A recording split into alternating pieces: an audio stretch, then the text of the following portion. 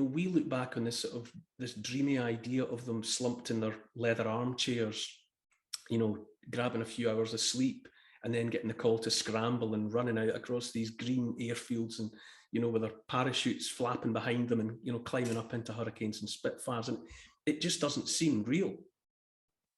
But it was real. And yes, there they were. They were at home. They were fighting to defend home ground. But, they were up in the sky with machine guns flying.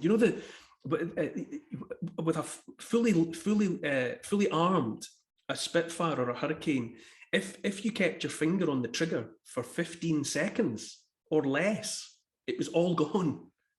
They had like, seconds of bullets. If you kept all gone, and at that point you've got to go home because there's no point you staying in the sky. So if nervous young pilots emptied their machine guns, that was it. They just had to land. And the belt of bullets was 9 yards long. So that's where we get the expression, give it the whole 9 yards.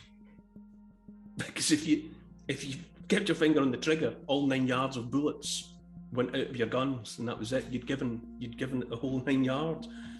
That's where that expression comes from. But I just find it a legend that, as I say, is on a par with anything that Homer wrote about. It just has a magic for me. The behaviour of the few, the bravery and the sacrifice just